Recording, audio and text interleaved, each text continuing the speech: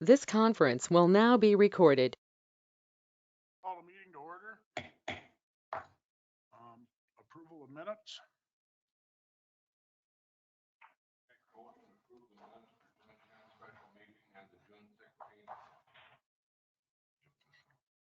I'll second. Motion has been made and seconded to approve the June 10th and the June 16th regular meeting minutes. Any discussion? Hearing none, all in favor? Aye. Opposed? Motion carries. Changes to agenda. Hearing none, we'll move on to presentations. Annual audit presentation, CES.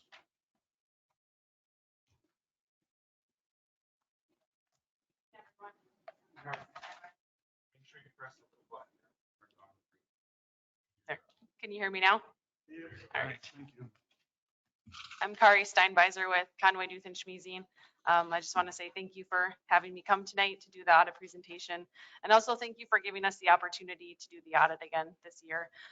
We really appreciate all the time and effort that Lily, Emma, Liz spent in getting us all the information requested, answering all our questions. It is a pretty cumbersome process, but it'll give you good results then in the long run. All right, so each of you should have a copy of the PowerPoint presentation. And that's a good summary of what's in the financial statements and the management letter. But if you do want a copy of those, I can provide those to you. I think Willie has a PDF he's probably already sent along. Otherwise, there are a couple of hard copies too there if we need to look into anything quick tonight. But otherwise, I'll focus on the PowerPoint presentation. So the first couple pages are on the independent auditors report. This is what you've hired us to do, gives you our end result.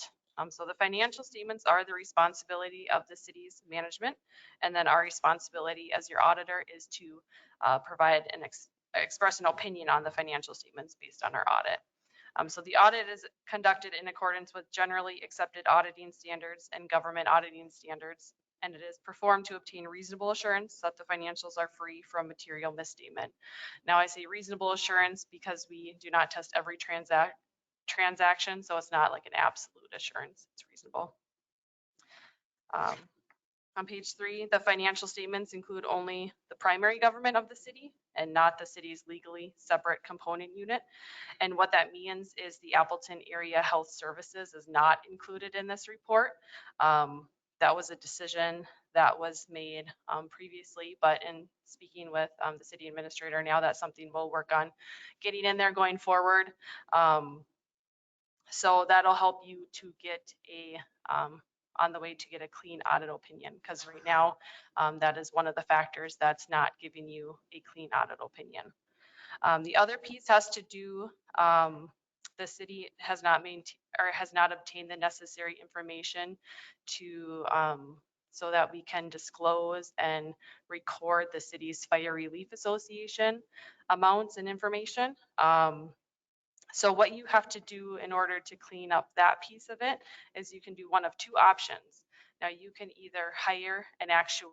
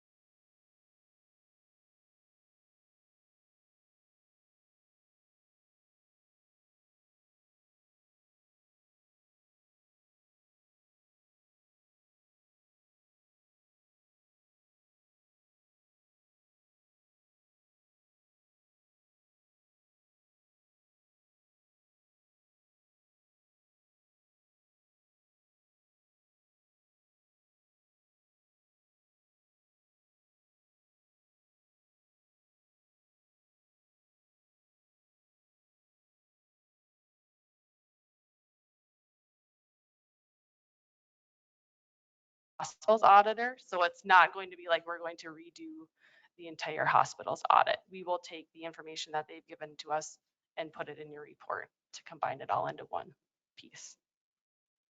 At that point, is it treated more or less like one of the financial statements? Yes, yes, it'll be just an additional column along with your, just like how your water fund is separated, sewer fund, there'll be a component in there for the hospital. And doing this will help us as far as our rating, bond rating and all that. It's part of it, right? Yes. We've been very fortunate thus far. The market has been, nice for us, but traditionally, not having a clean audit is something that you walk away from. Imagine if on a private sector as an individual, if you're going to lend money to somebody and their FICO score is pretty low and their loan to debt ratio is pretty low or high rather in that case, you wouldn't want to lend them money because it would be too much of a risk. This will help us to restructure. We're going forward as a community. We're doing very well. And I want you to kind of take pride in the fact that you heard two items that we can adjust. Having the financial statements from the hospital included, easy peasy. Having evaluation done of the pension for fire relief fund, easy peasy. And then you have a clean audit, the first one that you've had in over 3 decades.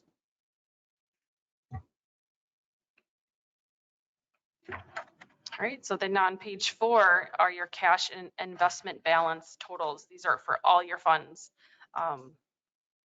So at the end of 2020, cash investments were at $3,492,000. This was an increase of just over $900,000 from the prior year. This increase you can see is increasing in the general fund, but it is based upon things happening in other funds.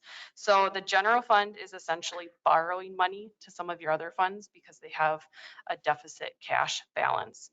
Some of the more larger amounts are sitting in your water and sewer funds. So your water and sewer funds have pretty large deficit cash balances. And just to put it in perspective, the total amount that the general fund was borrowing to your other funds in 2019 was $1,944,000. And now in 2020, it's $1,109,000. So a pretty substantial decrease there, which is a big improvement. So the reason why these deficit cash balances are decreasing is kind of the cause of two items in these water and sewer funds. First of all, the costs in these funds are being covered by their revenues. So operational wise, things are coming out better. And more importantly, in the sewer fund, the hospital made a substantial payment. So that greatly decreased the deficit cash in that fund. So the sewer fund deficit went from $1,120,000 to $447,000. So pretty large decrease there. And then also I do want to note that the city does hold 4 bonds for the hospital. That total principal repayment right now, and this is not anything due that's today, this is over the course of the bond payments. The principal repayment would be $3,361,000. Now that doesn't include interest. And then there is an additional $85,000 remaining on that the hospital borrowed from the general fund for their AC unit. So a piece in there as well. All right, going over to page 5 then. This is your future debt service. This includes principal and interest on your bonds and notes. This does not include capital leases. So in 2021, you can see that total amount due will be $847,000. And then you can see a big drop in 2022 when there's a couple bonds that will be paid off. So in conjunction with that, you'll want to look at closing those funds as well when it comes time to do so. Explain what you meant with those funds. You and I understand those at home. Yep, so any fund balance remaining, or if there's a deficit fund balance, that means that you either need to transfer money into those funds to cover the deficit or move the money out of those funds because there's remaining fund balance. And actually with both of those funds, there's one scenario in each of them. So that'll be something that you want to evaluate, which will happen actually pretty soon because you'll be paying them off pretty soon. All right, so then on page 6 are your governmental revenue breakdowns. So this just highlights, how your revenue is broken down between just your governmental funds. So this doesn't include like water fund, sewer fund, et cetera. So your largest source of revenue are your taxes and special assessments. This makes up 46%. Now in 2019, this percentage was 52%. So there was a drop in your taxes, and the reason for the drop was related to your debt service payments. So with the drop in those debt service payments, there was a drop in that piece of the tax levy. Now, the other larger source of revenue there is your intergovernmental revenues. So this is money that you get from the state, from the federal government, local agencies. That's 37% in 2020. And then in 2019, you were at 30%. So you did see an increase there. And that increase was due to coronavirus relief funds. That was just over $100,000. And then you also had an increase in your airport aid with your which covered a portion of your airport project that went on in 2020. And then you also received about $32,000 from the Department of Homeland Security with disaster grants. So that is the reason for the increase there. Otherwise, percentages were relatively comparable to 2019. Looking at a breakdown of your governmental expenditures on page 7. So the larger portions and also the ones that saw the increases or decreases more substantial from the prior year was general government. So that was about 14% of your total. Now in the prior year at 9%, there was an increase in your salaries and wages. A few different reasons for that increase was the city administrator being on payroll for the full year in 2020, which was actually budgeted for. There was a compensation package for the prior city clerk. Now that was something that wasn't budgeted for. And then also there was a portion of wages that was being allocated out to other funds. And now it's been more centralized into the general fund as opposed to some of the proprietary funds, the water fund, sewer fund, garbage fund. It makes more sense to keep that in the general fund. So that's why you see that increase there in the general government expenditures.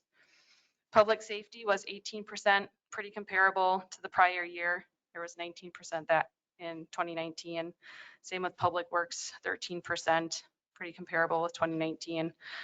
Culture and rec was at 7%, almost 8%. This was down from the prior year, which was at 10%. There was a decrease in costs in your old high school building, less repair and maintenance going on there, less salaries and wages being in that, going into that department. And then also there was a decrease in your recreation costs with the summer rec being canceled due to COVID back in 2020. Economic development expenditures that were at 10% of your total. This was up from the prior year, which was at 6%. The coronavirus relief funds, there was grants that were given out, and that chunk of money went to economic development. So that's a big reason for that increase. And then there are also demo costs on the land that was given to the city, which is located in that department as well. Airport made up about 3% of your total. This was up from the prior year. This is mainly because of the airport crack sealing project going on.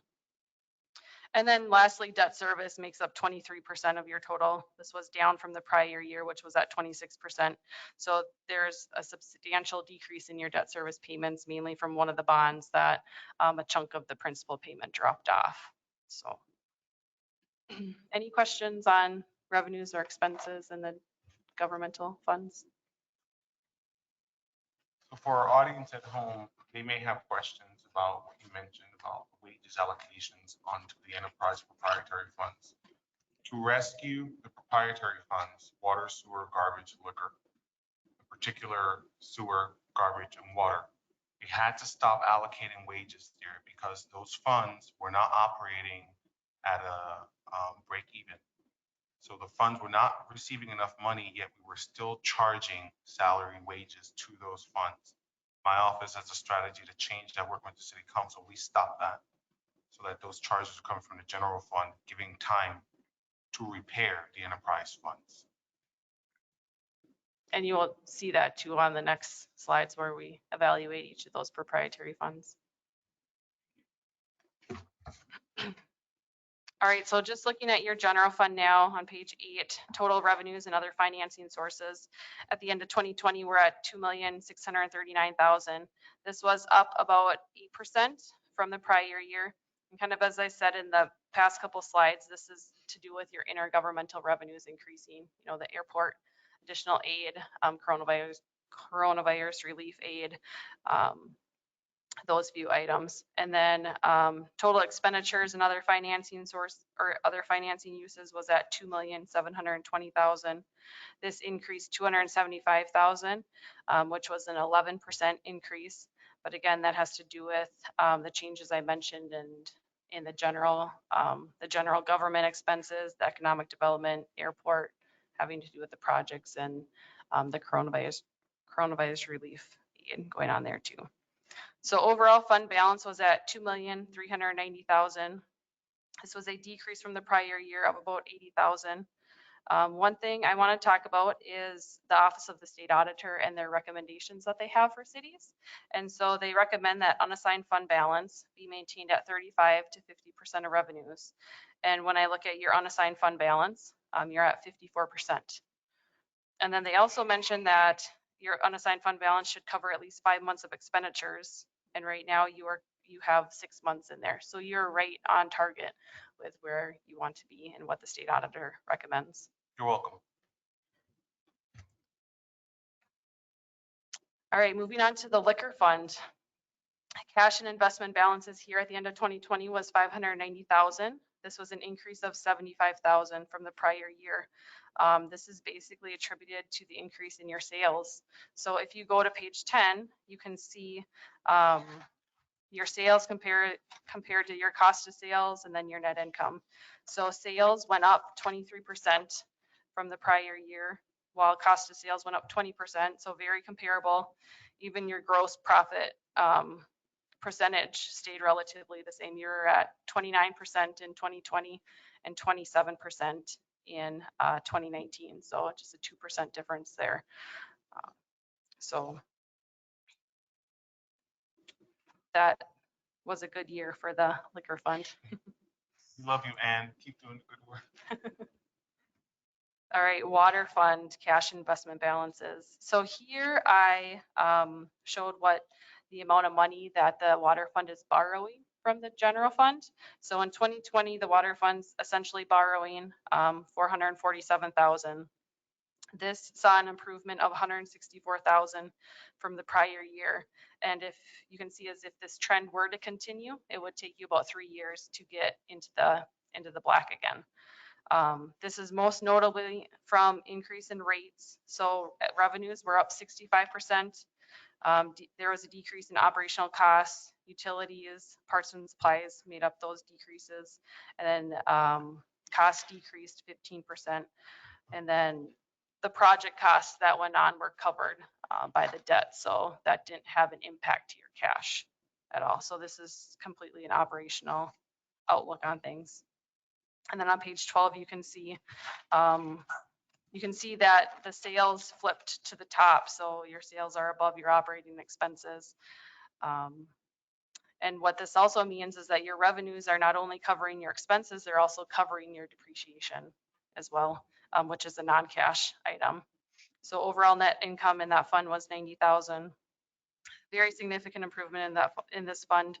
And I think it's at a place where it can be self-sustaining, and that deficit cash balance will change in the next few years. Say that for the rafters at home one more time, please.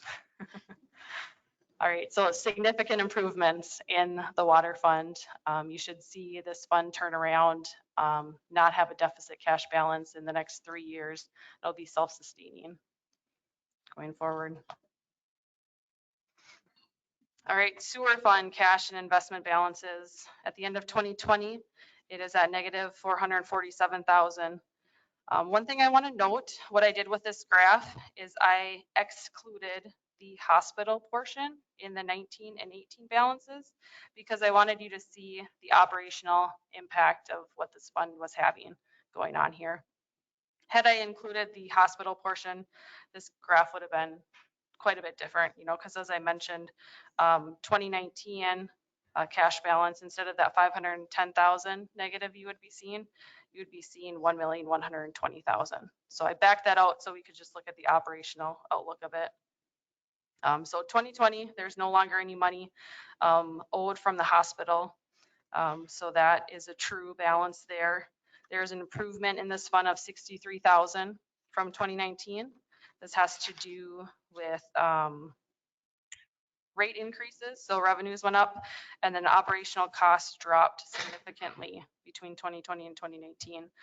This has to do with employing, hiring people within internally to work on, to be employees for that fund, as opposed to contracting for these services. That was a big chunk. Also in 2019, there were higher maintenance costs in that fund, as well as equipment purchases and project costs being higher in 2019. What's really great about 2022 is that, you're seeing an improvement, and you also need to keep in mind that these revenues, they're covering not only operational costs, but they're covering the debt principal payments, capital purchases, all of the above. So page 14, you can see where the sales and operating expenses came into play. Now you might be wondering, why is the operating expenses higher than the sales here? Well, on this piece of it, we're looking at a non-cash basis. So depreciation expense is included in here, and it actually excludes your debt principal and your capital purchases. So your depreciation expense is quite a bit more than those actual cash expenses in that fund. So overall net income came in at a negative $974. Big improvement over the prior year. One thing to keep in mind is that there was a $48,000 transfer from the general fund, but that helped to cover, all the debt payments and the costs going into that fund. So something to keep in mind too, that that did have a little bit of help there. So I would say for the sewer fund, you're still going to want to keep a close eye on your costs here, reevaluate your rates on an annual basis, just to ensure the fund continues to see improvement. You want to get that fund out of the deficit cash balance and move forward into being self-sustaining. All right, now look at your garbage fund. Cash and investment balances, we're at a negative 70,000 at the end of 2020. This changed about $8,300 from the prior year, but substantially less of a change, as you can see, between 2018 and 2019. So this deficit cash is continuing to increase, but at a smaller pace. So there still needs to be some improvement here. This fund should typically be self-sustaining because the revenues you get should match the costs that you put into it. You want it to be a break even. So if you look on page 16, you can see better where your sales are at, operating expenses. So you had a net loss in this fund of about $9,800. So the prior year, there was a good sized portion of wages, as the city administrator was talking about. There was wages in this fund, and we got those moved over to the general fund now. So there's not that allocation in there. Also, in the current year, there was a larger cost due to the cleanup of the brush site. So that's not a normal cost that you're going to see. That's kind of like a one-time cost. So I would assume that, going forward into next year, you should see improvements, but you still should consider, maybe doing some rate increases here. And We just did that. okay, that's what I was thinking. This is for year 2020. We recently increased those rates, so this should be very different next year. Yep. All right, so any questions on, water, sewer, garbage, liquor funds? Okay.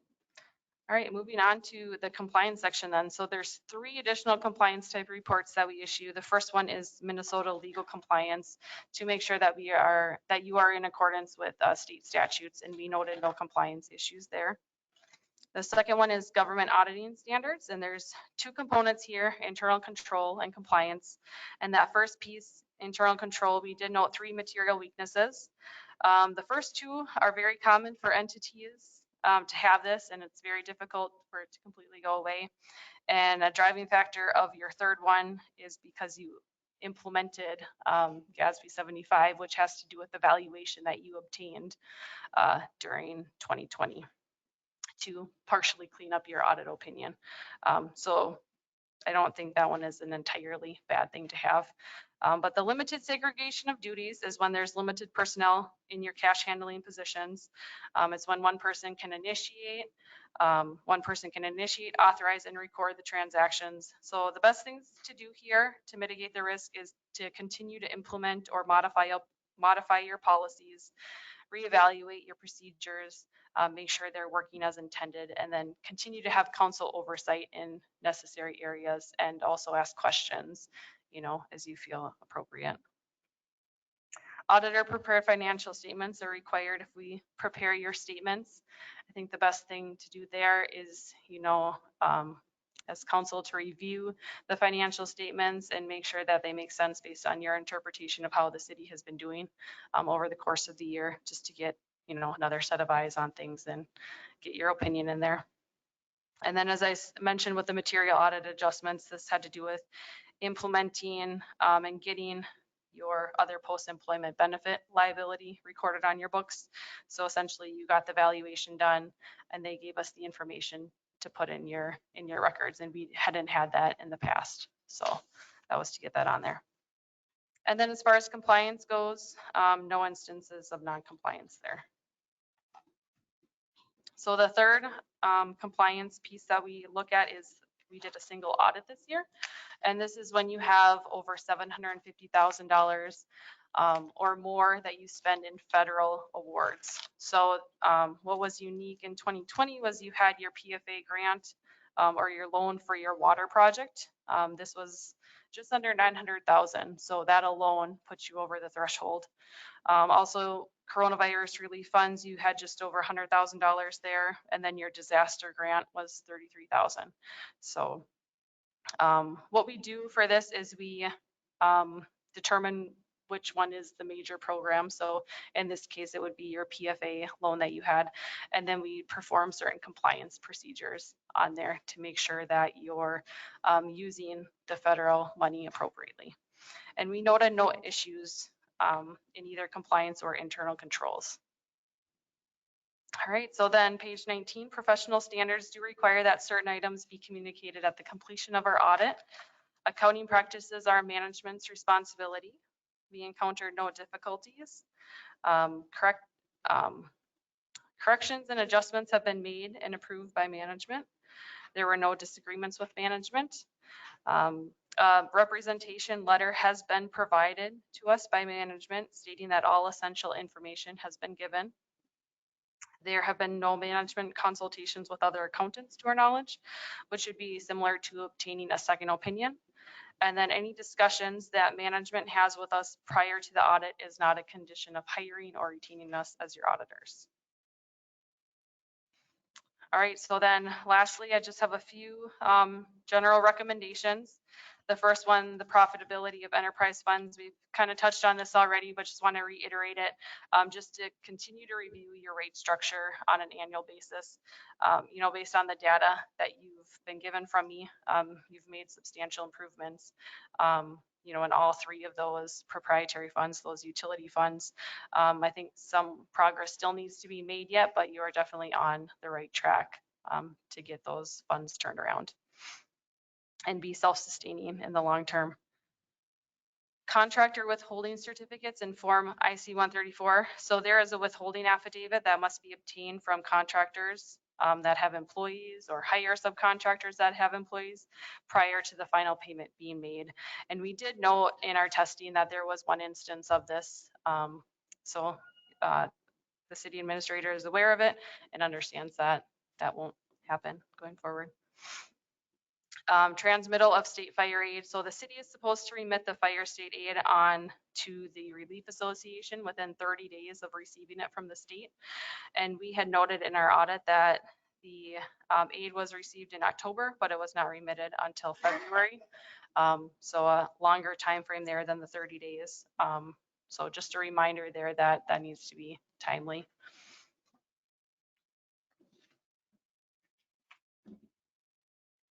All right, so any questions that you have for me? No, but I guess I don't have any. Looks like we're at least moving in the right direction. Yes. Audience have any questions? Thank you. All right, thank you. And if you have any questions that do pop up later on at some point, feel free to ask them. I'm available, so. Was there? Thank you.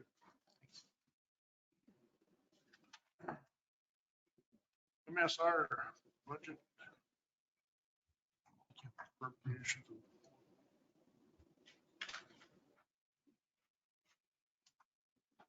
Thank you, Mr. Mayor, City Councilman, and City Administrator.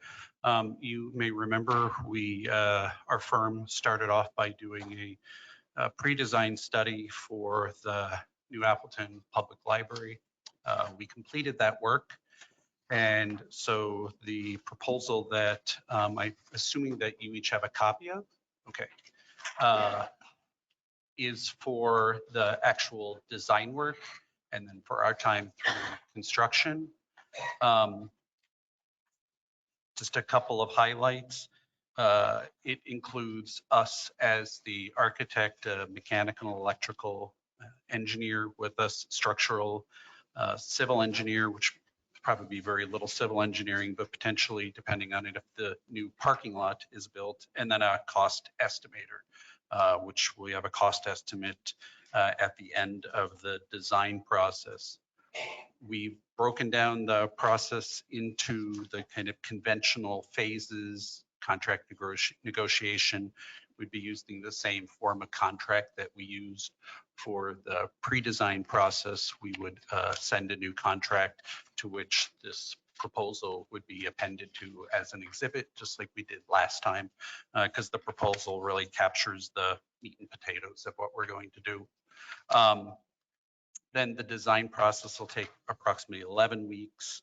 After that's approved, then we will go on to complete the documentation. Then that documentation will be used for bidding, an open process, competitive bidding process by general contractors. And then those documents will also be used to pull the building permit. And then construction administration, we're thinking construction should probably take about 20 weeks. That's our estimate based on commensurate types of projects like this. It could take a little longer, it could take a little shorter, but this is you want to think about the timeline. It's a roadmap that we put together so that you all can look at it and say, okay, we can kind of see time-wise when different activities are going to happen. It's a pretty conventional process. Hopefully it seems that way looking at it.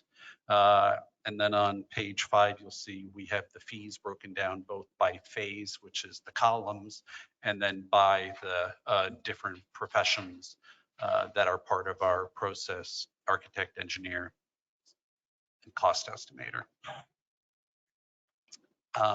Mostly I came to answer questions, so I don't know if you have any. Can you run through some of your figures again, please? I'm sorry? I'm sorry, I don't have something for me. If I could just, what was your cost or what are your, Oh, they're all on page 5. I understand that. I don't have that. Oh, I have another copy. Do you want it? Would that help? Yes, sir. Okay. Share that.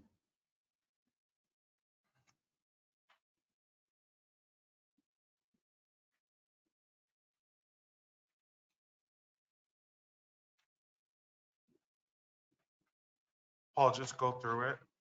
Okay. The numbers, please. So our architecture fee is, the total fee is $130,340. That breaks down into our architectural fee of $104,640. Civil engineers, $5,600. Structural engineers, $700. There'll most likely be very little structural engineering in that building. The building's in good condition. When we did the pre-design report and we walked through it now twice in detail, the building doesn't seem to have any structural problems. There's some big openings that we want to create in some of the existing walls, so we just have that in there to be safe. MEP&T is mechanical, electrical, plumbing, and technology engineers. So they'll also provide fire protection. So they'll address the fire protection system in the building. So they're kind of the, you're going to think of the multi-purpose engineers that do a lot of the infrastructure in the building. They're 13,500. And then we have a cost estimator for 4,200 who will do a cost estimate at the end of the design process so that we make sure that we're on target before we go into documents. What that allows us to do then is if the numbers are coming in, if the numbers are coming in too high, then it allows us to make adjustments on the scope of the project and conferring with the city before we go into documents to try and make sure that we hit the target for construction cost. If the numbers are coming in low, then that often means that either you can stay, we could stay at that target, or you could add things, because there's always with any type of project like this, there's always a list of things that people want to do in addition to what is in the scope, because the scope in this project is pretty lean. And I don't say that to make it sound like you're going to starve the functionality of the library, but you're not. But we also know that you don't want to build the Taj Mahal. You want to build an efficient, functional, beloved library, but you're not trying to build a grand library to make a huge statement. So, but there's always extra things that people want to do. Faster speed internet, there's kind of a whole laundry list. And frankly, as we go through the process, the library staff may find additional things that they want to do, because often what we find is when we work with any type of owner, regardless of project type, as you start getting into the details, I think just like any of us, when we go to buy a house, you start walking through it, you're like, oh, it'd be really nice if we could do that, we could do that, we could do that. So if there's extra money left over, it's nice to have those that list of things that potentially you could address. In your experiences of these rural communities doing these libraries, do you have trouble getting enough bids for being competitive? Well, that may be a problem, mostly because the bidding environment is really busy. So this is going to be out 45 weeks from now. So this is going to be bidding roughly next early spring. And I think by then the world will be settled down. We're seeing that a lot now. If you follow any of the commodities prices, I mean, I know not talking agriculture, but talking construction commodities, the prices are starting to settle down. Some of the things that were crazy for a while are definitely coming back down to earth. So I think that the world will be a little bit more predictable by the time we get to this. That said, you are kind of equidistant between the three major metropolitan areas, Fargo, the Twin Cities, and Sioux Falls. So just past experiences for us, we get shorted on people bidding, and then they end up gouging quite a bit. I mean, we've had projects where they go like double the engineer's estimate just because they know they're the only ones bidding on it. So we got to be pretty careful with that. yeah, and for that, we will rely a lot on networks to try and advertise the bids so that it goes out beyond just kind of a small local area, because it's in the city's best interest, obviously, to get at least 3 competitive bids on all of the divisions of work in the construction process. And as the municipality, we reserve the right to reject any and all bids. So you don't have to accept. Yeah, and going through the bidding process, we do a tabulation of the bids to kind of understand where the money is. And if something looks out of whack, you have the right to ask people questions about it. If something, generally, if numbers are grouped up together, that's a good sign that those are all realistic numbers. If a number is exceptionally low, that always raises questions in my mind, because you wonder, okay, are they really low? Or are they and order you to death, that's how they got a low number, or did they just miss things? So often then we'll talk with them and go through and try to understand, how did you arrive at that number? Did you address this? Did you address this? You address this? You get a good sense of in those conversations whether somebody is being, I was going to say truthful, that's probably not fair, but whether they're actually understanding what the full kind of scope of what we are expecting them to be bidding on. So if we would move forward with this project, your company would be like the oversight over all the project, and you have people that would be on site overseeing. Yeah, yeah, a lot of it will just be done through email and phone calls. It's a small enough project that you don't need to have to come out here all the time during construction. We have four actual visits on site during construction over that 20 weeks. And then we have included time for every other week, like virtual meetings with both the owner's representative, which will probably be Willie, I assume, and then the contractor and some of their major subcontractors. That's pretty conventional. One of the expectations of said contract would be that we have bi-weekly meetings at least with the contractor. Yeah, and I think when you go to bid, that would be a representation of the contractor that would be put in the bid documents, that's an expectation. Most contractors want to have regular meetings because they don't want things to get behind, especially when people are busy, because then it just drags things out. And if they truly are busy, they want to get stuff done and move on to the next project because time is money. And these $130,000, this is not part of the construction cost estimated, right? Correct. This is separate from that. The construction cost is purely for the cost of the physical construction, if you want to think of it that way. That doesn't include any of the soft costs, which fees, any of your attorney's fees, et cetera, the fees to float the bonds and all that stuff. That's all separate as soft costs. So as you go through the agenda, you'll see that we're discussing it a little bit down. That's what we'll discuss, all the bonding and all of this. What he's talking about right now are the fees for their services to get us to the point where we issue bonds to pay for those contracts.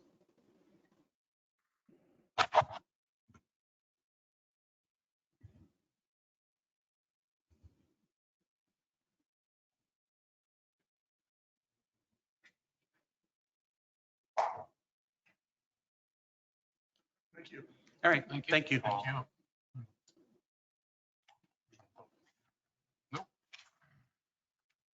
Public comments?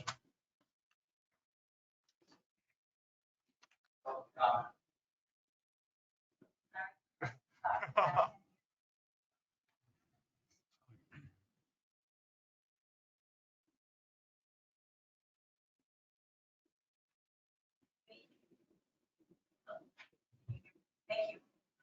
Good evening. I'm Janelle Wellington. So I'm here tonight to come with a couple of concerns, but also with information for you.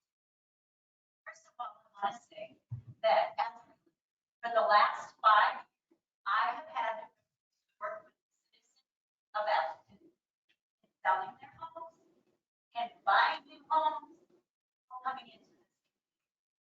It truly,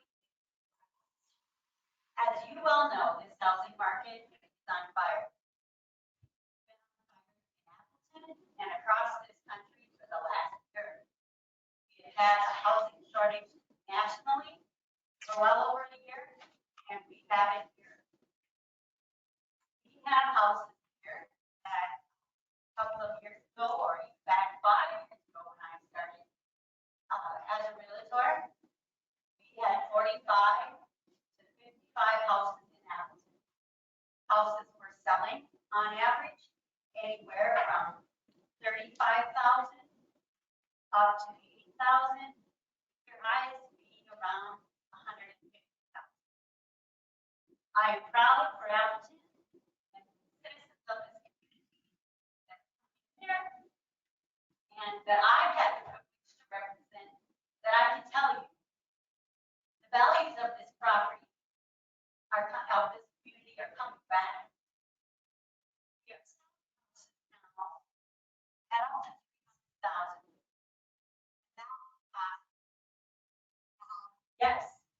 I commend the community members for sticking with, staying in the community, and serving and investing in this community as citizens and hanging in there for the long haul. The one thing I saw when I first started is that everyone was hanging their hat on the prison. As a business owner myself, I owned a business, a healthcare at the time it was closed.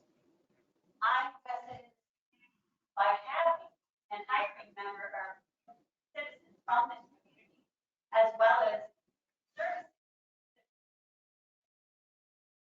I made a personal decision to make a career change, take my hobby and turn it into my profession, and use my social work skills that I had before to contribute as a realtor.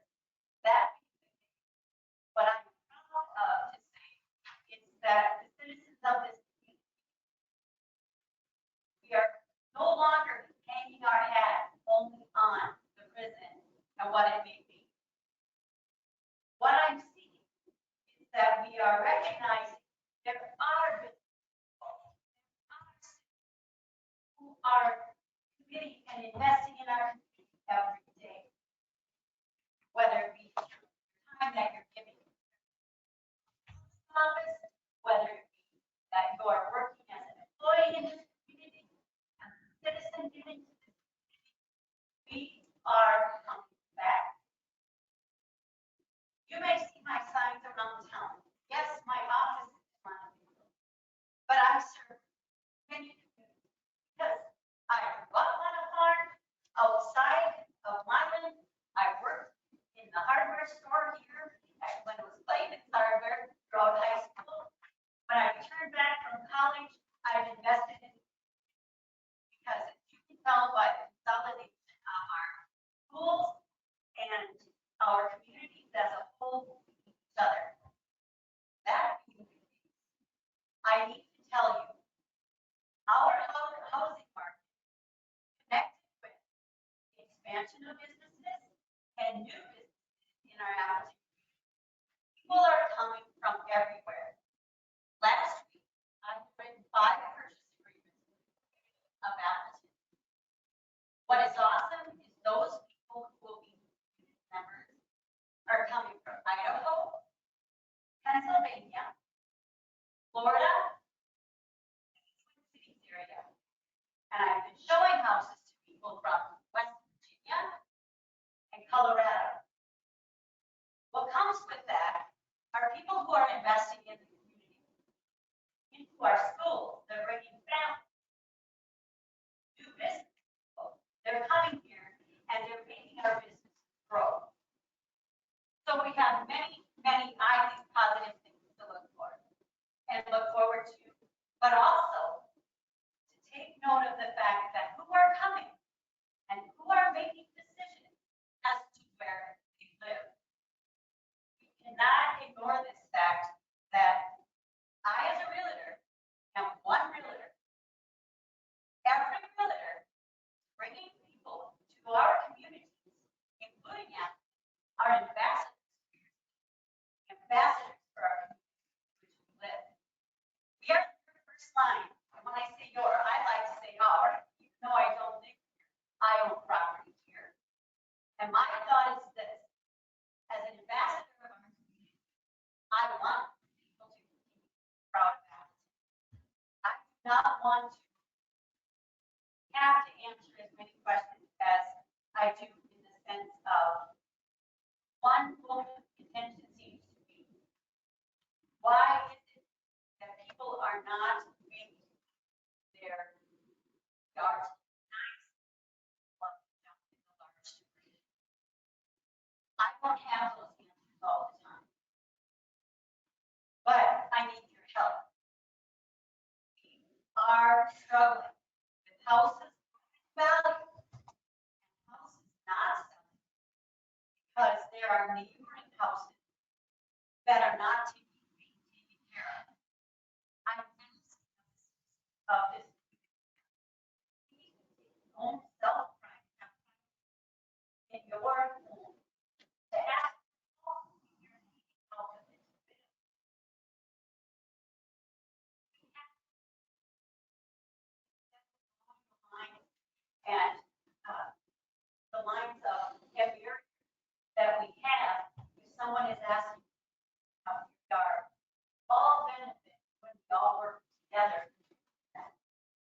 I have to tell you, I had, over the last year,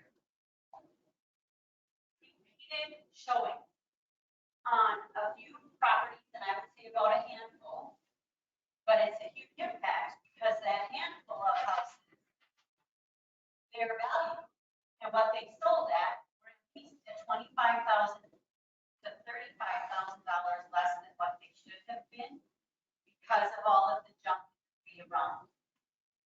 The most difficult thing is when people love the home, are hooked on the home, but as soon as they get here, they see it online first, but as soon as they get here, just can't do it. And anyone making that neighborhood LPR. There is a homeowner here tonight, and that homeowner has the right to speak. I am not going to list their address out of respect for that individual as well, or individuals as well as the neighbor. But the thing is that I can tell you this home was just recently listed. We have had 5 wonderful showings of the home. And we are dealing with this barrier of the junk and the debris for the neighbor. One concern I have, and I will share that with you privately, again, for confidentiality reasons. I'm very concerned for the safety of the fact dumpster, a brown garbage dumpster that sits out in the middle of the street. It's a safety concern. If that wind would pick up and that dumpster keeps rolling, it's going to roll out into the middle of the highway. It's going to kill somebody.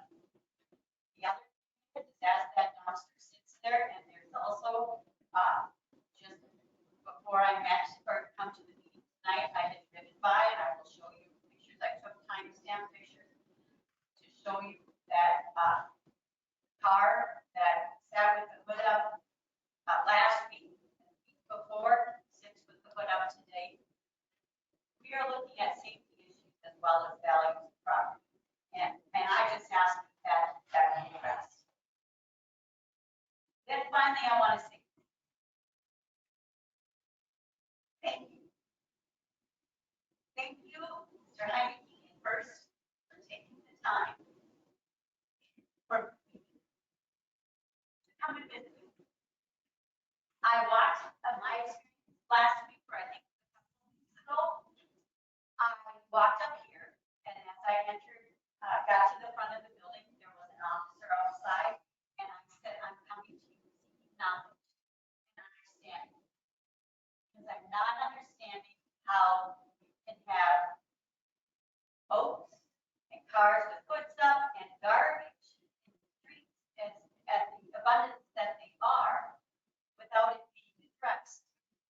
And my concern is safety, number 1, but number 2, we have people coming in this community making the decision to live here.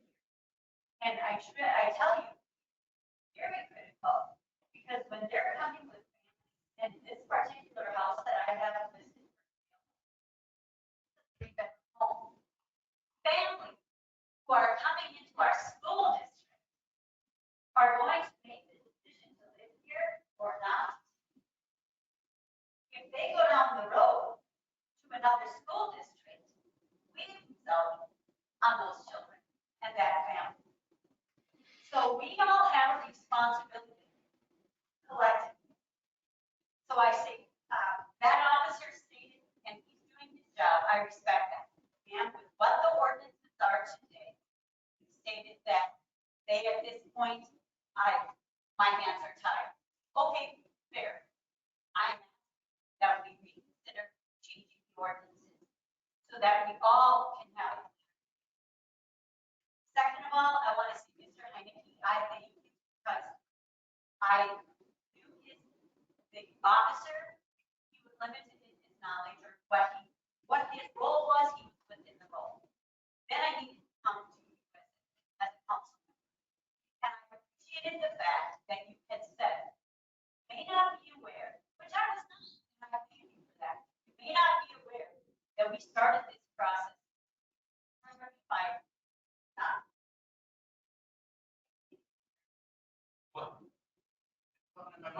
Okay, I sat next to you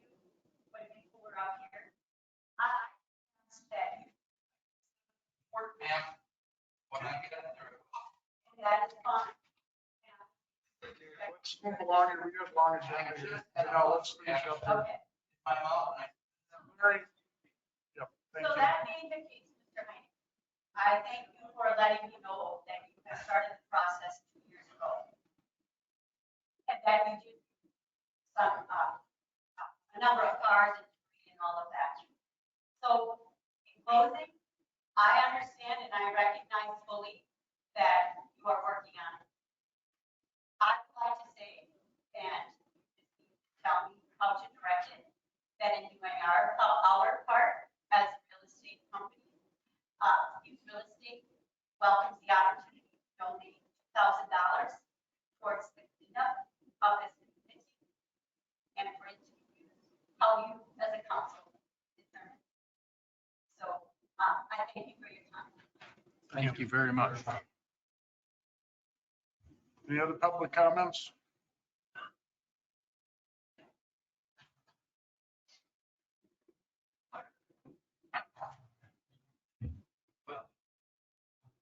you know who I am, Larry Johnson. Here at my property. Listen to this right here. Benson, you've already hammered us over the years, your ordinances on top of ordinances. You know, I'm trying to figure out my land. I pulled some dirt over at 346 East Road and I brought some rock in. And then guess what? Roman goes in and takes my rock out and takes my dirt out. And I pour it back and he goes, ooh, it's all gone. I go out to the dump, there's no rock, no dirt out there. I wonder where it went. Tell you what. Yeah, well, Larry, we're not going No, back. no, no, no, no. Not You're going- gonna listen. That legal grants, talking about ordinances. You know what? The city parks were over 12 inches tall. You think they cut them? No, I didn't cut them all. And that's one of the reasons we're here, because we're gonna find out how much I'm gonna charge you. Now, number one, that's Emma. Over the 346, when you said that you cut the grass over there, you're charging $385, and yet I go around and cut my shit. We're cutting my grass. Okay, now, I asked you for the 346 running. But there's no record of any grass pointing over there. And you're telling me I owe you $385, $415 for what? You told me, not you, but still, Chief, you were there. Roman told me never. One season, I got a bill. Wanted to know what it was for. They said they were cutting my grass. Believe me, nobody cuts my grass. And then 436, 435 East Road. Okay, 10 to 14 days. 10 to 14 days you went and cut my grass. What was I doing? We just went around and cut all my yards today. All right? And then when you ask me who gave you the right to cut your grass, well, when you sent me that letter, you would be watching my properties, is what it said in the letter. As a municipality, when we are going to assess bills for mowing in particular, we have a right, and he has a constitutional right for due notice and due process, and we have fulfilled that. What was that now? We send a notice to respect your rights, letting you know that we will be assessing you a bill for mowing your lawn, Why? because the lawns typically do not get You mowed. know what? I've been talking to a few people. I understand you went down one alley and made a trip, sent everybody 145. Roman asked, well, that's because why don't you play ball? Sir. The city needs money and that's how we generate. Sir, you really, former city employees, especially ones that dedicate over 3 decades to the city of Appleton, must be respected. You know, we just We have to move forward. I've been here 21 years. Okay. Talking about moving forward. But that's, You've done everything you can. thank you for your comments and stuff here, but we're done with the mowing. We got a long agenda here, so let's move on. So thank you for your time. Well, you know what? The way it's going right now, they're taking out every other house in town. Won't have to worry about the debris. Okay, thank you, Larry. On to new business. Why don't we get Bill to find out how much it's costing to tear all these houses down? I'd like to know how much it costs to take fresh. That will be public knowledge. And Gary, you know.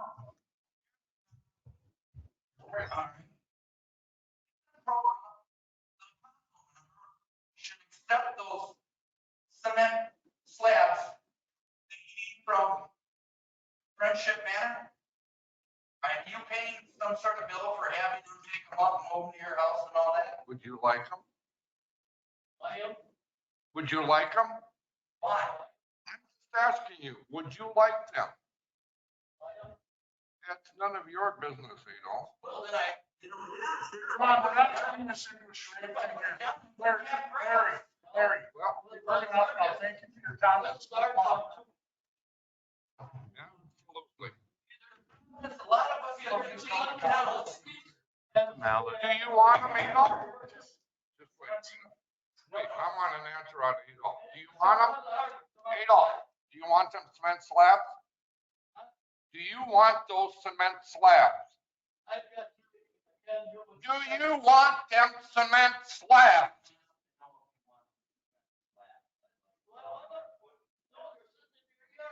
You can have them. Get a payloader up there, get a skid loader. They should be brought where they were supposed to be brought. Why did they go to Larry, quit. Go sit down now. We're gonna move No, on no, with the meeting. no. Roman did a lot of damage to a lot of us.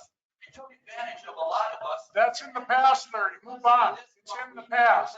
Move on. Also told the city about one house that's got. Okay, matter of fact, it's got 5.5 foot. We'll just pause the meeting. Everybody get out and step out for a while. Stop and start again. Make a motion when we reopen the meeting. I'll second. 6:39. Motion has been made and seconded to reopen the meeting. All in favor? Aye. Opposed? Motion carries. Before this meeting, before your comments, I'm sorry. The city of Appleton has to extend an apology to the Fiddler family. We do not support these comments that were made here. These are not the expressions of our community. We have a municipal employee who served the city proudly for 36 years. That must be respected. Thank you. My name is Mike Burns, and I'm the partner of I am, and make few comments about what your proposed ordinance amendments are. She supports what Janelle Mahoney has told you. And I want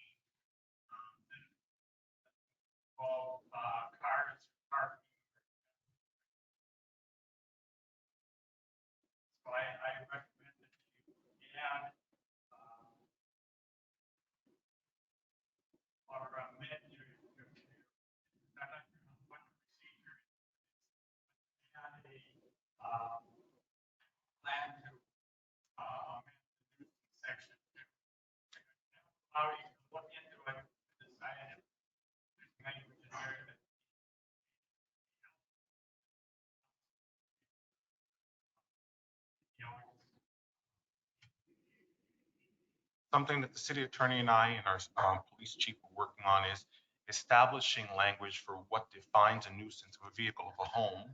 We have to do it pursuant, in particular properties, pursuant to Minnesota statutes 145A for the homes. For the vehicles, Minnesota statutes 162B. So we're researching it, but the standard, the legal standard, locks up how we define what a nuisance is. As a municipality, we can bottleneck how we do the process, but we can't go beyond the confines of state statute. We will work as hard as possible to make sure we facilitate the growth and forward movement of our community and of the peaceful cohabitation, which is really what we're hearing here. You know, our code hasn't been touched in 20 years. So we're doing it piecemeal and we're starting with these. They're very important. So I welcome your comment. Planning to start with traffic, parking, and then later to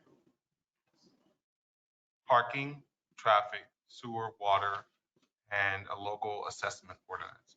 We will do nuisance later because as I described, it is a 145A process, which is controlled by how the state sees it, which calls for a county health commission, in this case, Countryside Public Health, must become involved. Then they do a process. That process goes to the commissioners. The commissioners then send it back to Countryside, who then sends it back to us. And then pursuant to Minnesota statutes 145A subdivision 8, then we can do something. all that process.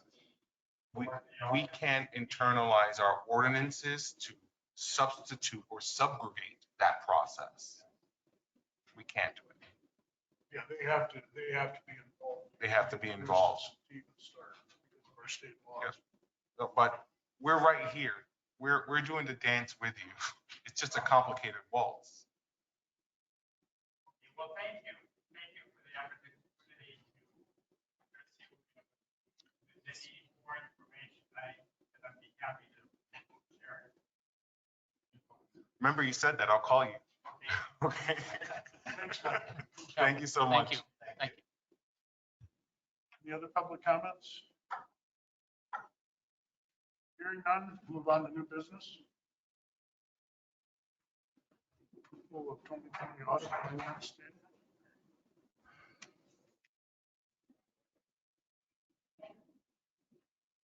Motion to approve the City of Appleton's audited financial statements for the year 2020 as presented by the auditors. Second. Motion has been made and seconded to adopt the audit. Any discussion? Hearing none, all in favor? Aye. Aye. Opposed? Motion carries. Approval of the MSR proposal for the library.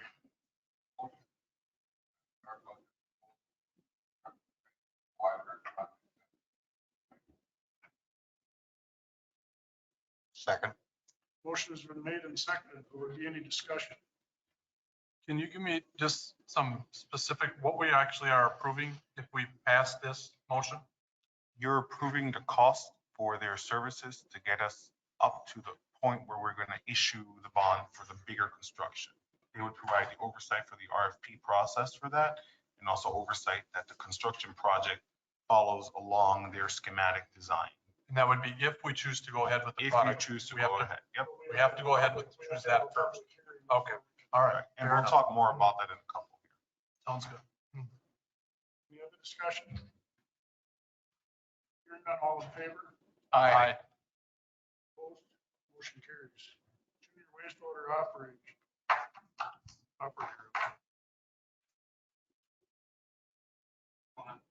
They're normally not. Initiation.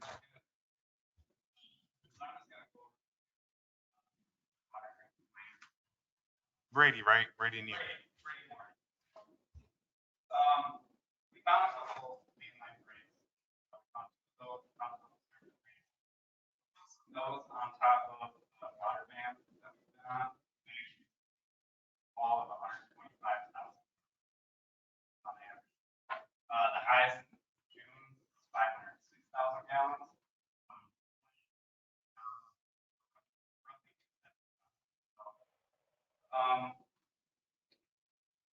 That was actually wastewater plants. After all, some of that water was getting into the system. Most of it, I think, was going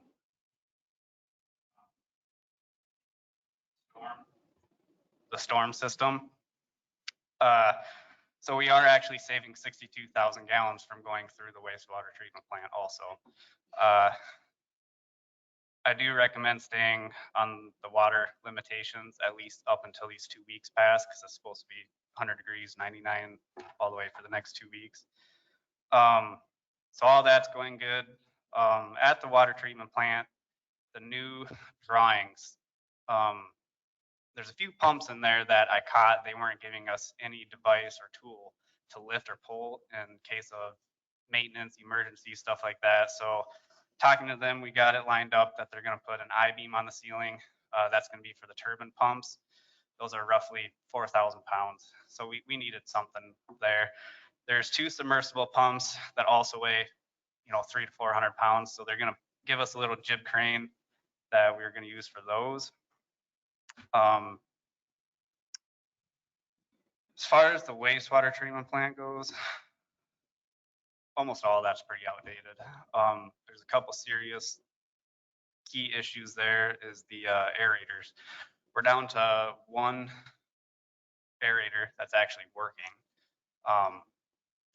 There's 2 old paddle ones that work every now and again. You have to go over there, reset everything, get them running again. Jim recommends these, we have one of them. It's like a Triton type. Is that that pontoon thing you put in there? Exactly. Yep. He'd like, as these next 2 paddles fail, he would like maybe having one on hand so we could pull that out, put the pontoon style in. What is the other option for that? I mean, is that what they put in these things now, is those pontoons? I mean, there's the option of fixing what we have, but the cost of that versus a new pontoon, and the maintenance is so much easier on these pontoons. They're smaller. All you have to do is take it out. You can work on the motor, you can work on the shafts, the propellers, stuff like that. The paddles, they're big. You're gonna have to big crane to get them out of it. Yeah. Yeah. I don't think one man can pick up one. No. So I'm gonna start kind of loosening all that stuff. So if we can eventually get a crane out there, because those actually do need to be removed. It's causing, yeah, it causes that, and it also eventually every now and again that foams up, and those create a barrier, and that foam builds up. And I was actually Jordan had an overflow of foam one time, and I think you guys had to deal with that a couple of years ago or last year. How many pontoons do you need? I mean, if you eliminated all the paths. I think it would just take 1 per ring, 1 or 2 per ring. There's 3. So maybe on the outer ring, you might need 2 just because it's such a long travel, but that's something that we could talk to Jim about. He would know more. The one Triton cost us 37,000 just about. Yeah. So But I can see where if them things aren't turning, that's just like having an old. it's basically creating a reservoir behind so there was a few updates made to the wastewater plant a couple of years ago. We removed the chlorine basin and we put in a UV to kill off the bacteria. Some of the piping was actually done wrong from the engineers, and I think Jim is actually in contact with them right now. That would we need to get that bypassed. Right now, I can't even send samples to the state out of that contact basin because Is it's. that something we could talk to them if they put it in wrong? Should it be part of their expense? I have to look when it was done. Yeah. Did you say the lights are put in, Rob?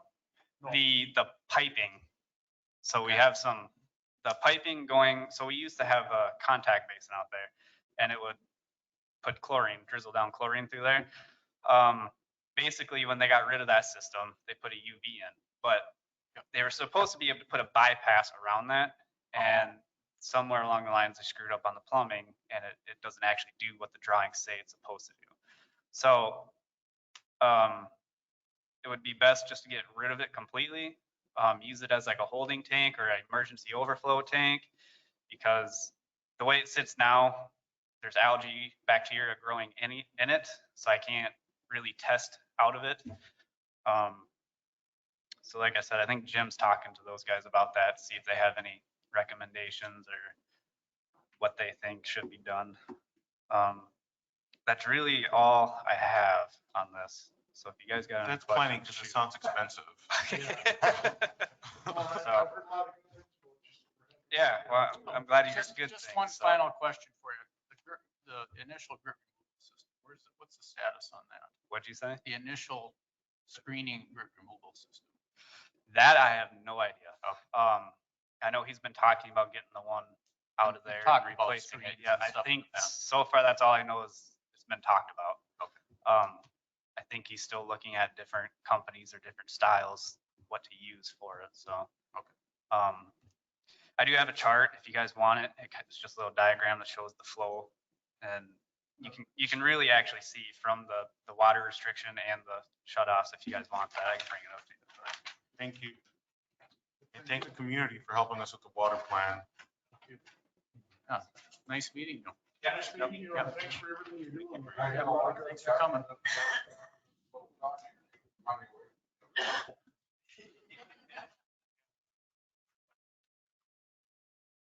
Ryan? All right, Ryan, street departments.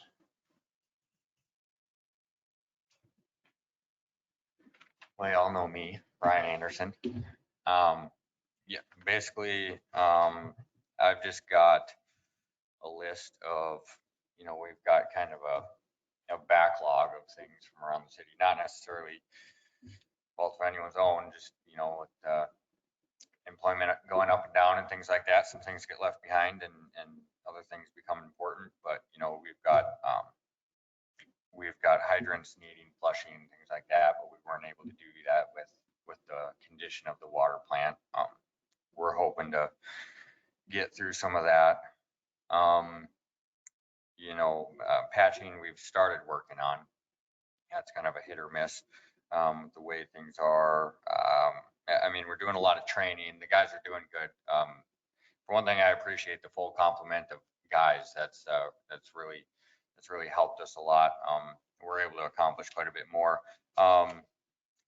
Hiccup with the patching, the bituminous plant is running a polymer oil that we can't put down. We don't have the equipment to put it down. And so, right when we get going in the patching, they start running that. So we're hoping just a few days pause is all we're going to see from that. There's just kind of things, really just small things all over the city. Routine maintenance of HVAC systems, say up to school and stuff like that. I'm just, Willie's basically having me just put together lists of things that we can sort of normalize and standardize. And also with that, get some procedures in place so that, if somebody is gone or if somebody does leave, we're not just kind of left sitting on our hands, because, well, that one person was the only person who knew anything about this area or anything like that. So, and I'm working with Emma, on fleet maintenance schedule, stuff like that. I got going on that. Like I said, it's just kind of a big backlog of things. And so we're just trying to organize right now and get guys trained in, and that's all going well. So I think we're really headed in the right direction.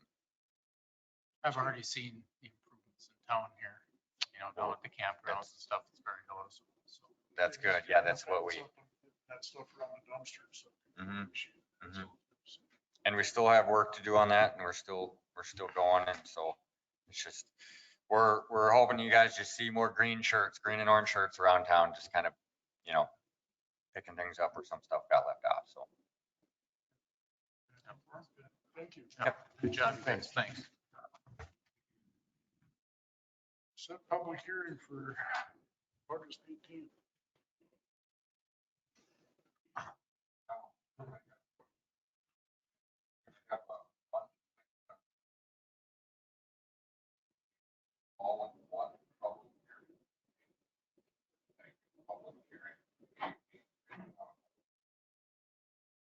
Yes. Yes. Okay. What'll happen is for each public hearing on that day, you're open and close, hear and vote. Like a song, open, close, hear and vote. For everybody. Today you're voting on setting them for that day. We gotta read every one of them. Yes. Yeah. Say that again? You can, that's up to the mayor. He can go through all the motions if he wants to. That's kind of a consent agenda. We're not there yet. My advice really is to do each one of them individually. Just in case there's a question out Nobody there. thinks that we're trying to fast track something.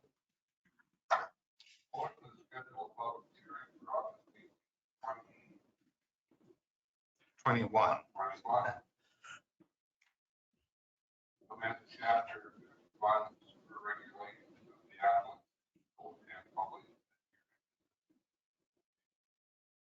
Motion's been made. Second. Have a second? Okay, any discussion? Hearing none, all in favor? Aye. Opposed? Motion carries. Ordinance.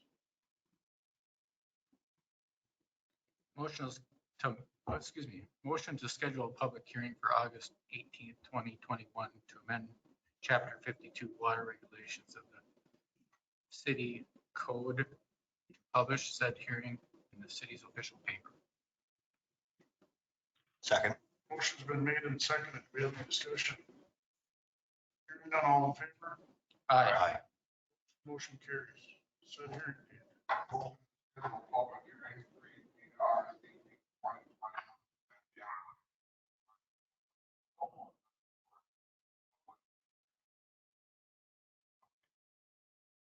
Second. Motion's been made and seconded. Do we have any discussion? Hearing none, all in favor? Aye. Opposed? Motion carries. Motion to schedule a public hearing for August 18th, 2021 to amend chapter 70 traffic regulations of the Appleton City Code and public hearing. Second. Motion's been made and seconded. Will there be any discussion? Hearing none, all in favor? Aye. Aye. Opposed? Motion carries. Motion to schedule a public hearing for August 18th, 2021 to amend chapter 71 parking regulations of the Appleton City Code and public hearing. Second. Motion's been made and seconded. Will there be any discussion? Hearing none, all in favor? Aye. Opposed? Motion carries. Motion to schedule a public hearing for August 18th.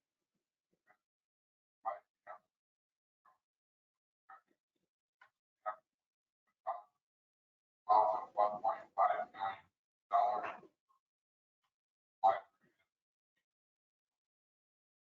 Second. Motion has been made and seconded. Will there be any discussion? Jessica, could you join us, please? Thank you. Council, good evening. Sure is. Sorry for the. Well, that's just fine.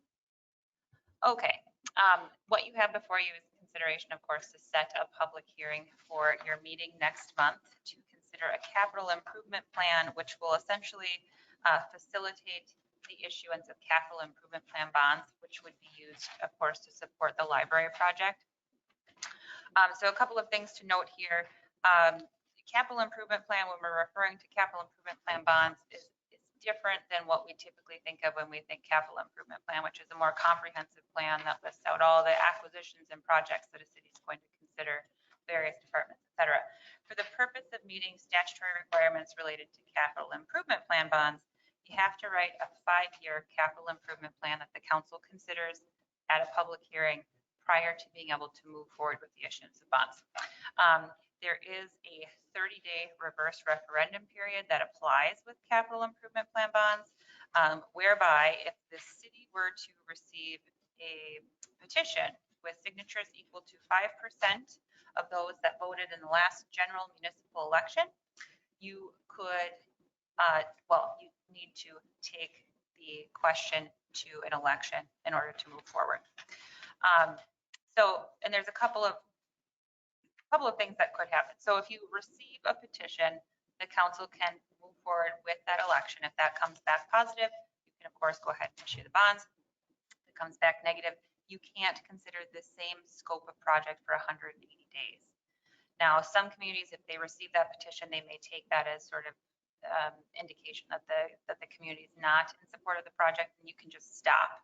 You don't have to take it to an election, but it does mean that you can't consider the same project, the same scope for 365 days. So there's a couple of things that you want to keep in mind there. When it comes to capital improvement plan bonds, there are two tests that you got to be mindful of. One is your statutory debt limit. Because of the size of Appleton, you don't need to be concerned about that, but there's a test that says your principal and interest per year can't exceed 0.16% of the market value. So I believe what Willie has included in your packet was a quick email from me about a calculation that we did based on 1.5 million for construction costs. I think that gets us to about 1.57 in total bond proceeds. You're right at that margin if we do a 20-year term. So it could be where we write the plan for 21 to 22, maybe 23 years, just to provide for some flexibility. Because if the market moves at all, and we did include a bit of a cushion here, about 35 basis points. But if the market moves, we're going to be over that threshold, and we don't want to have to go through and do the hearing again. So I'd recommend that we write that plan with some flexibility in it. And the reason that we're bringing this forward to you now is because obviously you're hearing all of these things about the library project. We want to get you through that petition period, or whether you have to go through the election period prior to receiving those bids, because we certainly don't want you to award a bid and then not be able to issue bonds to support the payment. A couple other things to keep in mind. This is completely separate than any projects that you have related to water and sewer improvements, which are supported by rates, et cetera. Those don't count against your debt limit either. If you've got street projects, those types of projects where you're going to assess at least 20%, those don't count against your statutory debt limit. So all that to say is that doing this type of a bond doesn't preclude you from being able to do other types of projects. Again, we just need to be mindful of those two tests that statute have us look at. That's a lot, I know, but I'm happy to take any questions that the council may have.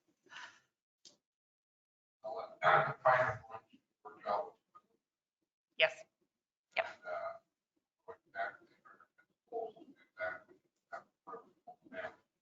Right. Yep.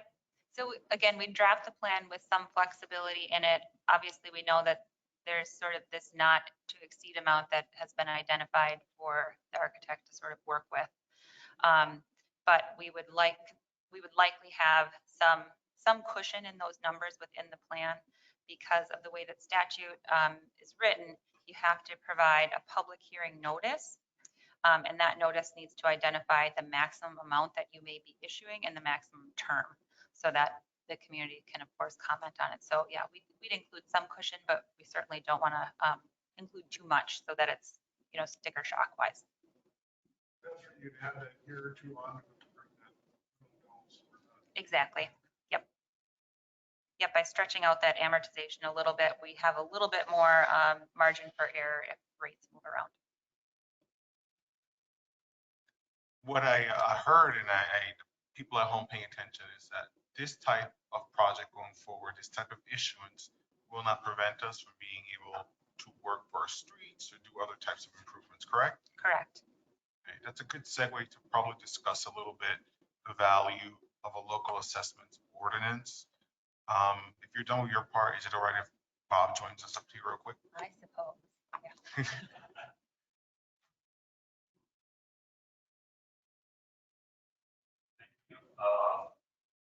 Mayor and council staff, Bob Schleman with Apex Engineering Group. Yeah, Willie asked me to come this evening and just talk a little bit about special assessments. I believe the city of Appleton has utilized those on past projects where we've had street and underground utility improvement projects. A lot of the communities that we work with do utilize special assessments as a revenue generator for those types of projects. One thing that we typically do recommend for communities, if they do choose to utilize that option, is to have a policy in place. And I know, Willie, I believe you've been working on putting a policy together.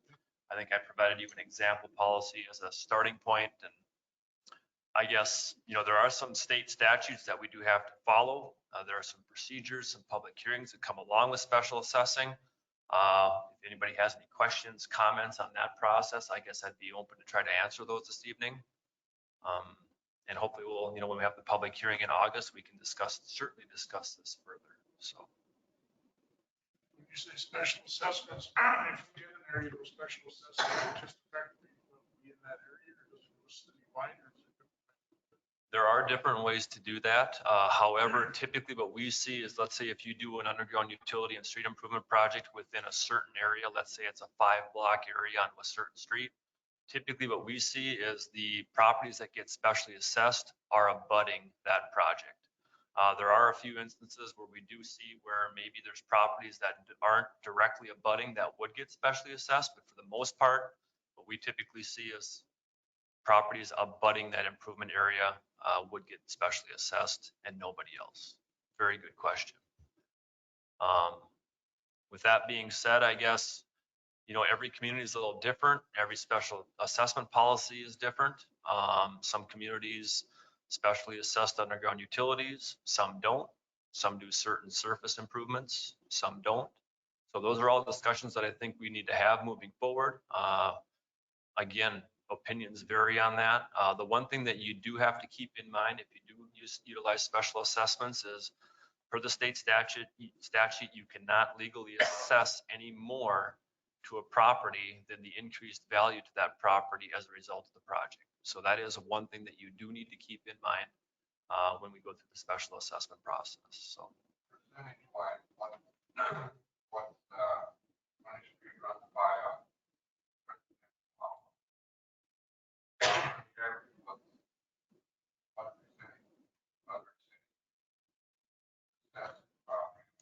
Very good question. As I mentioned before, that varies from community to community, but we see typically, you know, no less, I would say the bottom is typically around that 25% of the overall project cost gets assessed to the benefiting properties. And that, you know, increases depending on the community. I've seen it as high as 50 to 60% is probably the highest that we typically see. But again, that bottom is typically about 25% of the overall project costs. So very good question. These projects that we take on, they never require just one source of funding. Could you please maybe speak about some of your experience? What combination do you usually see? A little bit of local assessment, a little levy, a little fee revenue from the funds? Yeah, very good point. Yeah, again, typically when you have these types of projects, municipalities have 3 types of revenue available to them. Special assessments being one, utility rates being the second one, and then sometimes just taxes. So depending on the source of funding, when I say the source of funding, I mean where the city's going to get your funding from for the overall project. So a lot of times if you're doing like, let's say a project where you're getting Public Facilities Authority funding, communities will a lot of times just recover revenue for those projects just based on utility rates from sewer and water. If you do not have a source, you're just going on the open market bonding, then sometimes some of the surface improvements costs will be recovered through taxes. So again, like you said, Willie, there's different options that the city has there. What that looks like, we're definitely going to have to discuss that as we move forward. So yeah, there's, like I said, special assessments is just another option for the city to recover revenue. And now let's kick the football a little bit back to city council. You guys will have to decide which of the 9 streets you want to take on first. Not all of your streets are in the same condition. Not all of them will cost the same. We'll give you those figures. And then you have the lovely task of deciding the street to start with. It'll be part of the capital discussion. Well, I think that's where we need to go off the camera thing we did, right? I mean, isn't your opinion we need to do where our worst infrastructure is the sewer and water? Typically, that's the way we like to approach things, definitely. You know, surface improvements, they're one thing, but a lot of times the reliability of your sanitary sewer collection and water distribution systems drive which areas you attack first as far as improving them. Yep. Didn't we have when they were cammering for the gas company? Didn't we have one street where their camera got stuck 3 times and we thought we were going to have to take the street up? I mean, that seems like that would be a crucial area. Rooney and Schliemann. Yep, I would say that, you know, the 2 things that we a lot of times look at is if you do have televising information from sanitary sewer collection systems, we utilize that. The other thing is where have your water main breaks been? Yep. Those are the 2 things that we typically look at. We have first. identified those streets already that are probably the worst. Is that correct, Bob? We haven't. You and cities. And Yeah, I mean, we've got an overall capital improvement plan that we put together for the city a couple of years ago, which it's a rather large area. And I think what Willie is referencing, the next step is probably to narrow down which specific areas out of that large map that we put together do you want to target? And a lot of times what we'll do is to help you make that decision is put associated costs with each of those areas. So you can say, hey, you utilize both. Yeah, these are where we have infrastructure challenges. And then obviously cost comes into that as well. So. But when you do these projects, so if we have like Schliemann or if that's where our bad street was, I mean, you don't do the improvements long, you do the blocks.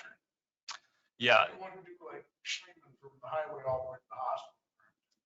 It all depends on, Dan, which areas we feel need it the most. I mean, if we say, yeah, we've had a number of water main breaks all the way down Schliemann, we think we need to attack that area first. We will just go right down Schliemann.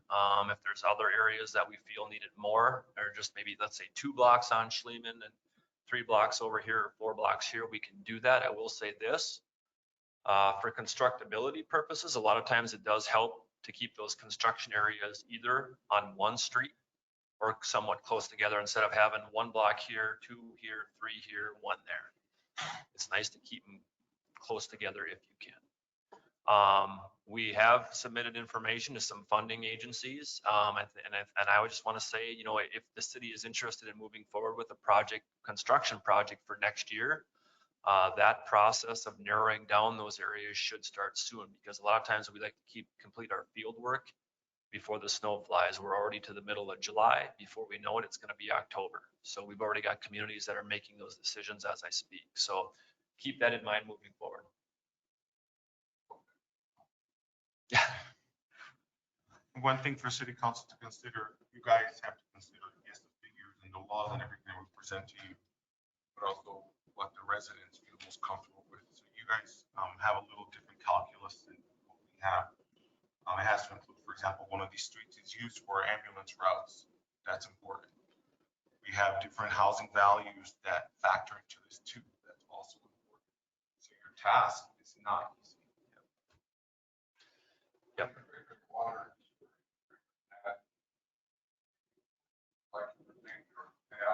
From that spot. But I mean, we're going to do street, what it normally costs for the water is going in.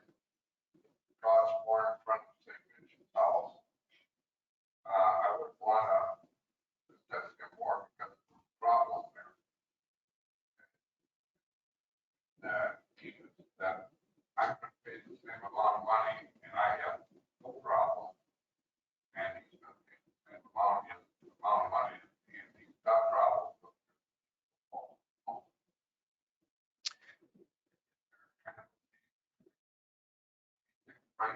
Water line. Yeah, and again, depending on how the city wishes to specially assess the improvements, let's assume that you do wish to specially assess a portion of the underground utility improvements. A lot of times the way the total assessment per parcel is determined is by abutting footage. Did they redo around your house, Mitch? I mean, those streets or not? I've been covered on 3 sides. Yeah, so I mean, but you had to pay a higher assessment than your neighbor because you got a corner lot. So, okay, because I know Daryl Schultz got, because he's, he got it all the way around, so he got 3 sides. One thing I could interject is when they did the Star Sewer project,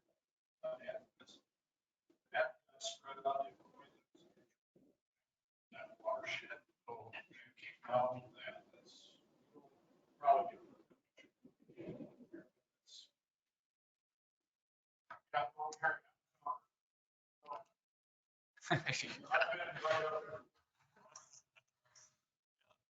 So, and again, those are all discussions that we are going to have.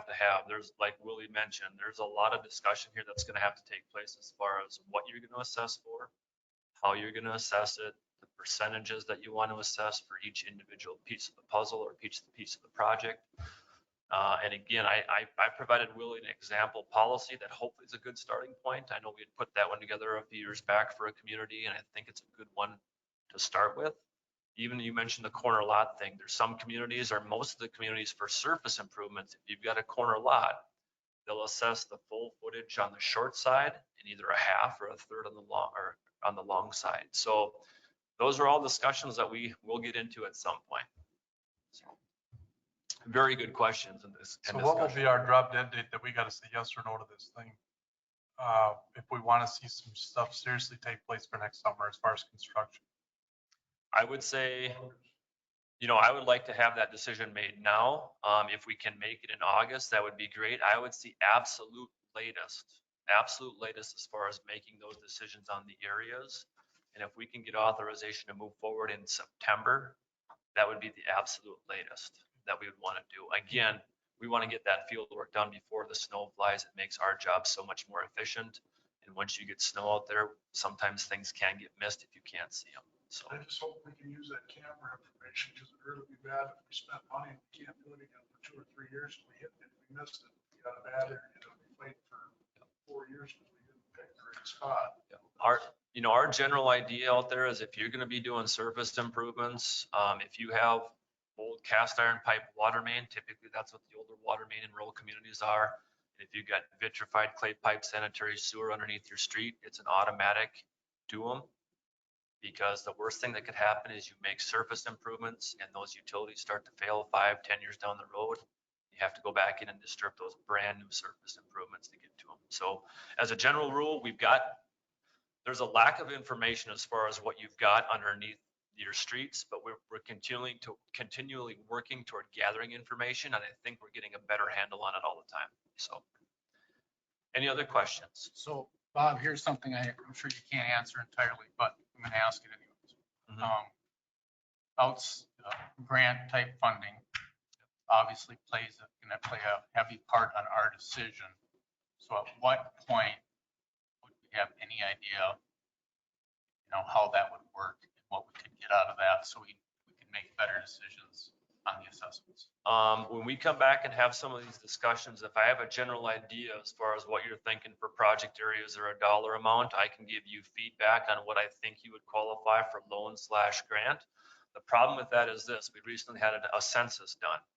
A lot of the grant eligibility or affordability rate for communities is based on the median household income, and that's dependent upon the census. So if that changes, the numbers that I present to you would change. But as long as, we've got that number, as long as that number doesn't change, I can give you somewhat of an idea. And even I can just say, hey, if you do $1 million project, this is what the estimated loan/grant would be. I can do it for $1 million, $1.5 million, 2.53. I can do a simple table like that too. So whenever you want that from me, we can get that put together and get it to you. All right, thank you. Yep. Good questions. And then some of that dealing with PFA, they want to make sure that you're contributing towards your projects at a certain proportion. We took care to do some of that. We're doing this water project counts towards that calculation. When we did the water project, unfortunately, we didn't have enough capital investment into our process to really qualify for any sort of significant granting from them. Yeah. That would be different somewhat this time. So, anything else? Thanks, Bob. Thank you for your time. Thank you. You guys are in the middle of a motion. Yeah, we are. Motion has been made and seconded on the capital Hearing. library hearing.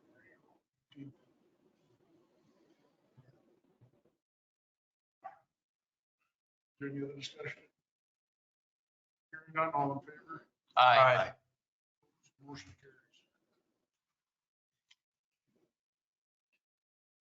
Thank you. Comments policy. Motion to approve the public comments policy as presented by the Office of the City Administrator. Motion's been made and seconded. Will there be any discussion? I just would think for the next couple times until this may settle down a little bit, I would like to have the police here right from the start of the meeting, if it could. Yep. That would be great. I thought our officer did a nice job tonight, but it would be nice right from the start. It's unfortunate, but kind of where we're at. So just for the community members and those that may be at home, a public comments policy has been voted on and is in the process of being voted on rather. The only real change to these public comments is that if you want to discuss something that is not on the agenda, you need to submit it to the city office, for the city office to give it to the city council and the mayor to consider letting that be discussed. If you want to discuss something that is on the agenda, you will sign up at the beginning of the meeting and we'll give that to the mayor, and then the mayor will give you your time to discuss agenda items. Any non-agenda items require pre-submission of a week. Any other discussion? Hearing none, all in favor? Aye. Motion carries. Social media policy.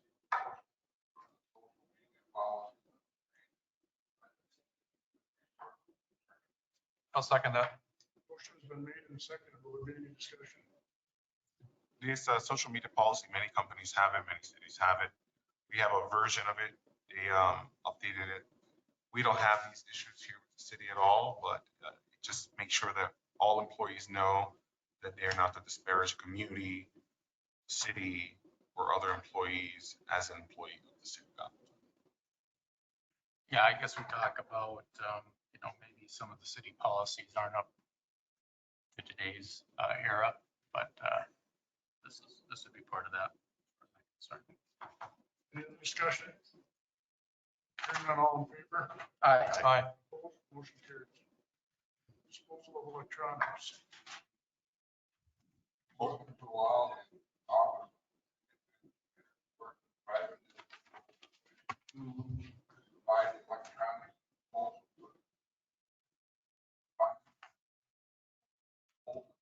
harmless from any and all liability.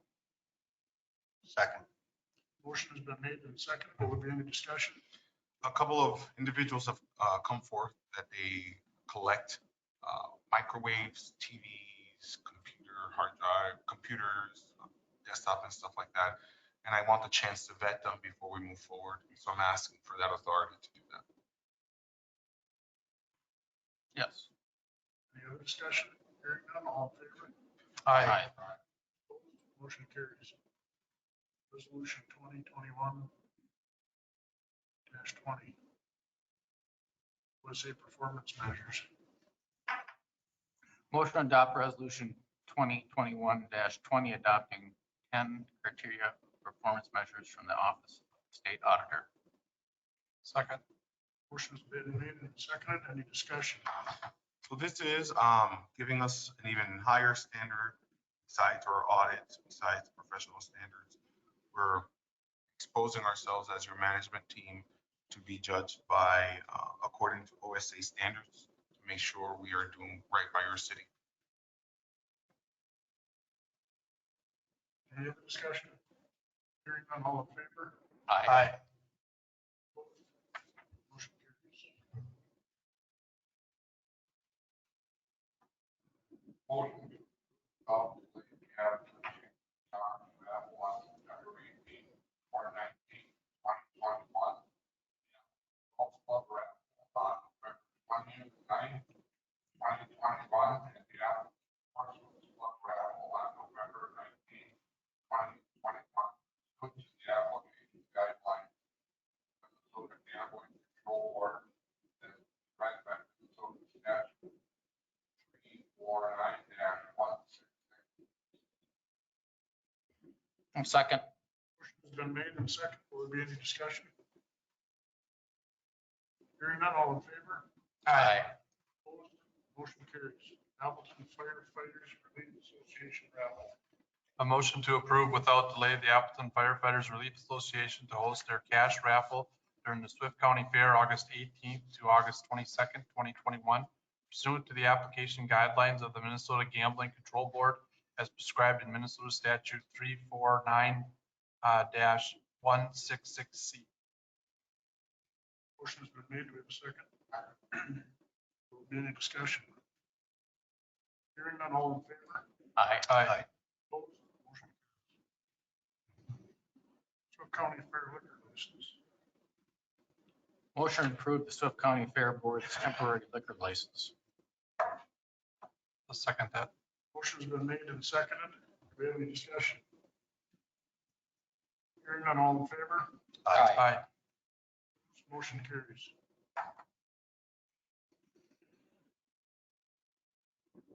Purchase of procurement, policy threshold. A motion to approve payment for goods and services above the city purchasing policy in the amount of $597,247.26. Second. Motion has been made and seconded. Will there be any discussion? Just want to remind you guys, that this is part of the whole PFA water. It includes some of those costs, which are reimbursed by the state. We have already put in the application to be reimbursed as a standard of cash flow monitoring. I do not pay out the bigger ones until the state first pays us.